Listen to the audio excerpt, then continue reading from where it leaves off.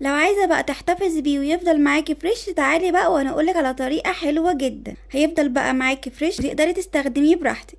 بس قبل بقى ما اقولك على الطريقة دي، ادعميني باللايك والمتابعة، وكمان عرفيني في الكومنتات من اي بلد بتتابعيني. جبت بقى معايا حزمة النعناع وكان سعرها جنيه واحد بس. يا ترى بقى بتتباع عندكم بنفس السعر ده ولا اغلى؟ ونضفتها كويس. الطريقة دي بقى هيحبها جدا اللي بيحب يشرب النعناع فريش او حتى شاي بالنعناع، بس اهم حاجة يكون النعناع فريش. جبت معايا اي برطمان فاضي وحطيت فيه معلقة سكر صغيرة وكوباية من المية، وقلبت بقى كويس جدا لحد ما السكر داب. وجبت بقى النعناع بتاعي وحطيته في قلب البطرمان، وكده بقى تقدري تاخدي عود النعناع في اي وقت، وكمان هيكون فريش اكنك بالظبط لسه جايباه. بس اهم خطوة بقى ان انت لازم تغطيه بشنطة او كيس تلاجة وما يتعرضش للهواء، لانه لو اتعرض للهواء طبعا هينشف. جربي بقى انت كمان الطريقة دي لو بتحبي النعناع دايما يكون فريش.